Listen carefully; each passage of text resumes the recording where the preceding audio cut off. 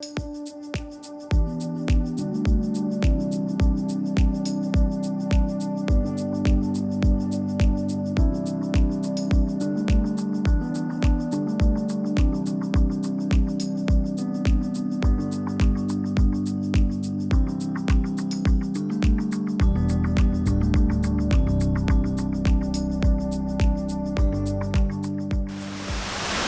folks, nice to have you back. Tough early start again this morning. Not the easiest thing, summer sunrises for landscape photographers, especially when the forecast's a bit 50-50 like it was today. But I've managed to get myself out of bed and we're here now, so hopefully we'll get something half decent.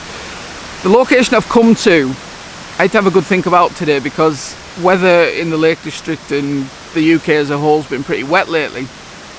So I wanted to come somewhere where, you know, took advantage of, you know, the high water levels and whatnot. So the place I've come to this morning is Moss Force.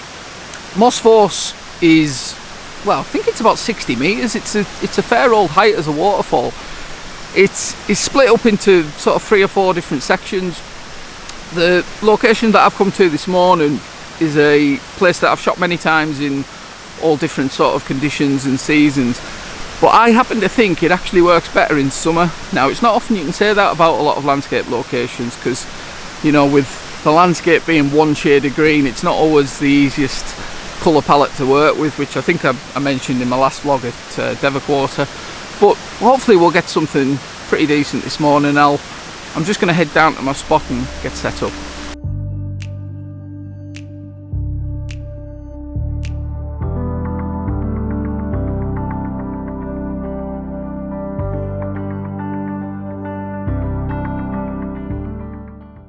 Oof, that's a bit bright.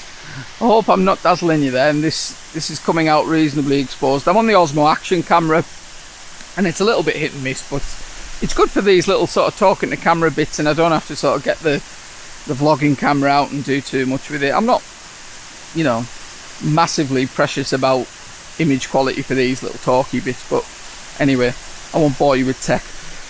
The shot itself, my sort of motivation for coming and getting this shot really stems from the last time I was here when I had really good conditions. Rather stupidly, I only got a portrait version of it. So today I was really keen to get a landscape orientation shot just as a sort of second option, if you like, so I can sell it in the gallery really. So the shot itself is, you know, it's nice and simple. I mean, we've got this lovely section of the lower falls sort of flowing down towards this rowan tree, which is catching the light, and then the line of the river sort of snakes to the left and then back to the middle again, and then winds its way off into the distance down the Newlands Valley. I mean, as Lakeland views goes, I mean, this one takes some beating, especially at this time of year in July when the sun rises straight down the length of the valley and you get lovely golden light on all this sort of foreground here. Now, hopefully, with a bit of luck, this should come out pretty well.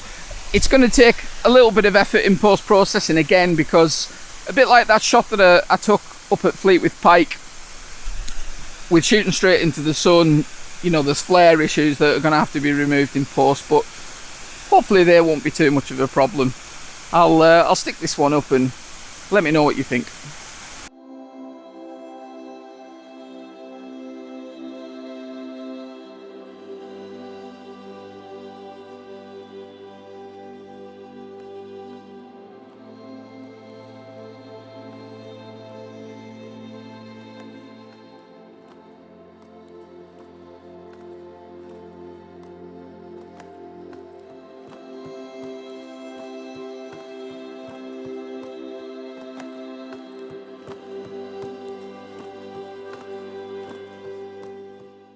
Okay, I think I can rest reasonably easy with those. I'm pretty confident they'll work well.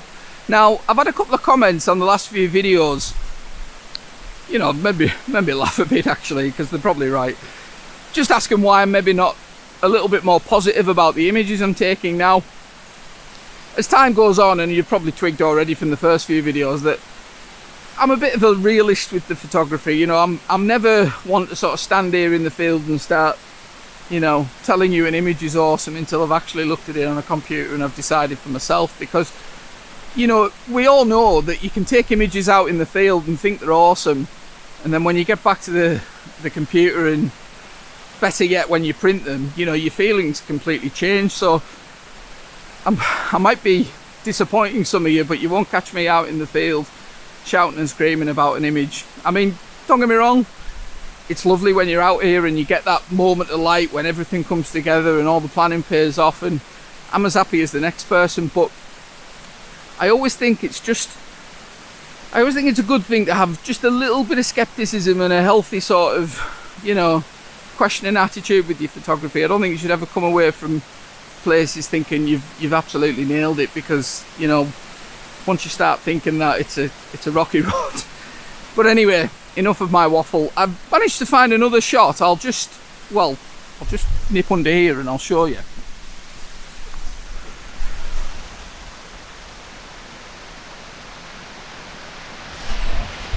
I've just got the long lens out because the view down the length of this valley, as I said earlier, is fantastic, and there's a few little lone trees dotted around the farmers' fields at the bottom, which, you know, when you're shooting straight into the sun, they're quite nice silhouetted. I mean, the light's a little harsh now, but these ones should work reasonably well. I'll take a few now and I'll let you know how they come out.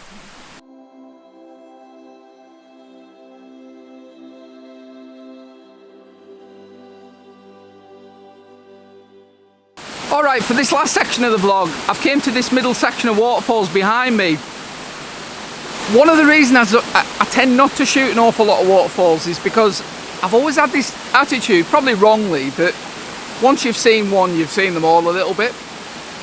And I'm probably doing waterfalls, certainly in the UK, a little bit of a disservice there. They tend not to be quite as spectacular as the ones in, you know, Canada and America and whatnot. But the reason I like this location here at Moss Force so much is because the waterfall itself forms part of the wider landscape, so there's a bit more interest in the shot than just, you know, the waterfall in isolation. Now, this middle section here is more of an isolated part of the waterfall. The bit that I'm going to shoot behind me is quite a tall section, so it's probably going to need to be the sort of full 3x2 portrait aspect. Normally when you shoot portrait orientation images, you tend to sort of crop them 5.7 or 5.4, but I think for this one, to get the full height of the waterfall in, it's going to have to be the full crop. The problem I've got, well, the problem you've got most of the time when you come here is this little bit is in dark shadow a lot of the day. So I'm going to try and work with this a little bit and see what I can come up with. A little bit of a bonus shot. I mean, the shot we got first thing in the morning was the one I came for, so I'm happy with that. But if this one works out, then brilliant. I'll just run you through what I'm going to shoot, and hopefully this one might work out okay. Okay, so just to talk you through this shot I've got set up now, as I said earlier, this will be the full 3x2 aspect. It won't have any crop on it. That's really just to get the scale of the waterfall across and get it all in, because it's quite a tall waterfall. Certainly this section of it is anyway. Now, in terms of shutter speed, I'm at about a second, which is, you know, giving me a nice bit of movement there. I don't want it too slow, and, you know, I don't want to turn the water to milk. And I'm at f16, which is giving me plenty of depth of field. And I've got the polarizer on, which is helping to sort of bring out these reddish and brown tones in the foreground here. That's, you know, really working a treat. Nice and simple. Here you go.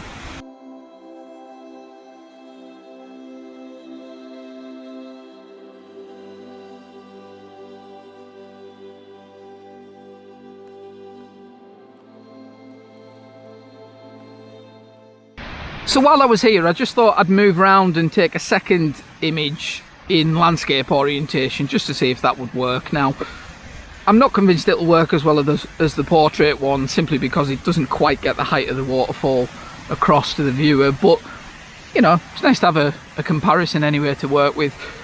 Same as before, about a second for the shutter speed, polarizer on for these nice sort of earthy tones in the rocks, in this sort of first rock pool here in the foreground. The one thing I wanted to try and get in the shot was this nice bit of dry stone wall. That sort of attracted me to shooting this, so yeah, here's one for a comparison anyway.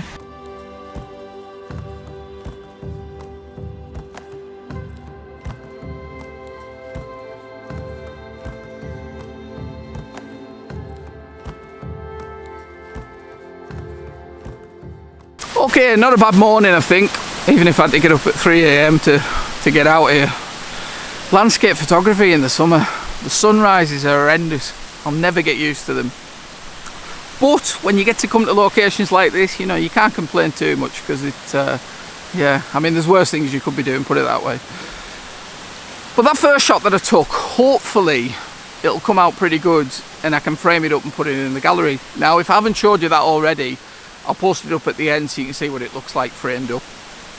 But in terms of videos going forward, now, as I mentioned with running this gallery, I run it Wednesday to Sunday, so my vlogging days are kind of Mondays and Tuesdays really. And the weather of late hasn't really been very good. I plan to do a lot more of the mountain stuff, but the problem lately is the weather. You know, it really hasn't been playing ball. I mean, the cloud base a lot of the time has been right down to sort of 300 meters, so as much as I love a fell walk, and even if I haven't got the camera, there's not an awful lot of point in tramping the kit up there if, you know, you're not going to be able to shoot anything really. So hopefully the weather will pick up a little bit in the next few weeks and I can get up them mountains and do the stuff that I really want to do. But for now, I'll let you go, and yeah, just keep liking and subscribing, and if you like this video, leave a comment, and yeah, I'll see you in the next one.